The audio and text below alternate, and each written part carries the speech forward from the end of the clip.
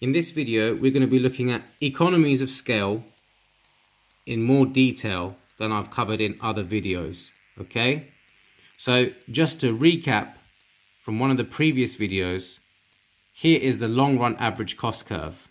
Okay, up until this point here, we have economies of scale. Okay, and that's what this video is dedicated to, figuring out why is it that we experience economies of scale throughout this output range. So the definition of economies of scale might be useful for you to write this down. Economies of scale are cost advantages of production for a firm when it produces at higher output levels.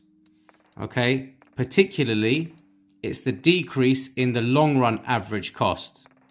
Okay, so the long run average cost particularly is the cost advantages in terms of long run average costs.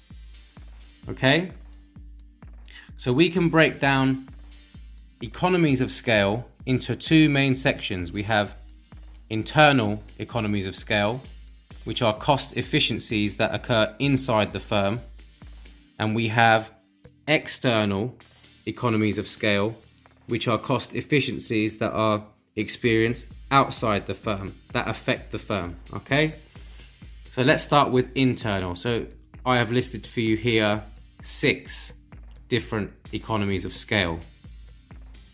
First, we have technical economies of scale.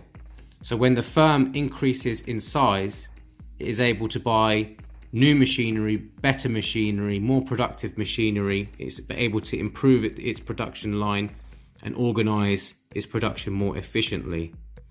That will be technical economies of scale.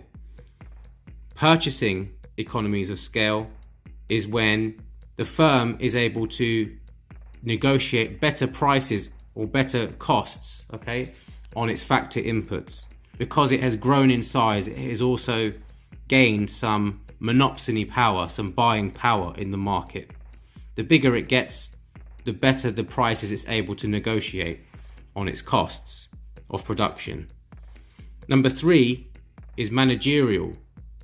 As the firm grows in size, the firm is able to hire specialist managers to carry out specialist tasks in division. So it's benefiting from specialization and division of labor, and putting in specialist managers to streamline the business and make the business more efficient and get more out of the workforce.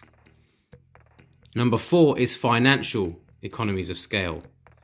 When a firm grows in size, it's also able to benefit from better credit ratings, and it's able to it has a better financial statement that it can show to banks and investors, and as a result it's able to negotiate better finance rates. Okay, so that's improving the rate of interest and returns that it pays to its lenders. Number 5 is risk-bearing economies of scale. So this is where a firm gets bigger, and let's say, for example, it starts to increase its product range and increase its investments across different types of products, and maybe even dip its toes into new markets. Because of this, it's spreading its risk over many different areas, and when it spreads its risk, it allows the firm to benefit from lower potential loss. So that's another type of economies of scale. And number 6, we have marketing economies of scale. So marketing economy of scale is where the firm grows in size, and the advertising and marketing budget that the firm has is spread across a greater number of units.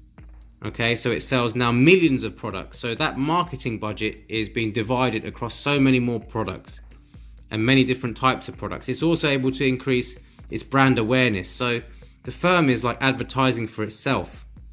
Okay, and if you calculate the advertising cost per unit, it's going to be a lot lower than what they are for smaller businesses. External economies of scale. So these are cost efficiencies that are earned outside the firm. So first of all, let's say for example you are a firm and there are some new qualifications that are being offered by colleges in your local area. If there's more qualifications and skills being earned and offered in your area, then you are going to be benefiting from increases in productivity of the local workforce. Number two, improvements in the transport network that are linked with your business. So if you are a firm and in the local area they have upgraded the train network, you're going to have a more productive and mobile labor force, which is going to save you cost per head. Okay, so that can decrease cost per unit as well. Number three, we can also be benefiting from other booming businesses in the local area.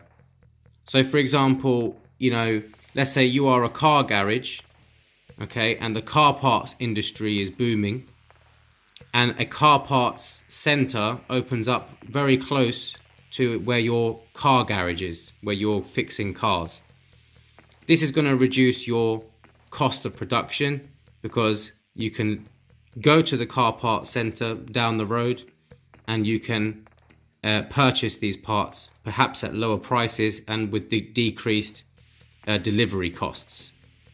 Okay, so this is an example of external economies of scale. Hopefully this all made sense. Any questions, please leave this down below, any of these questions or comments, and I'll get back to you as soon as I can. In the next video, we're going to be looking at diseconomies of scale. So from this section here and looking at that in more detail.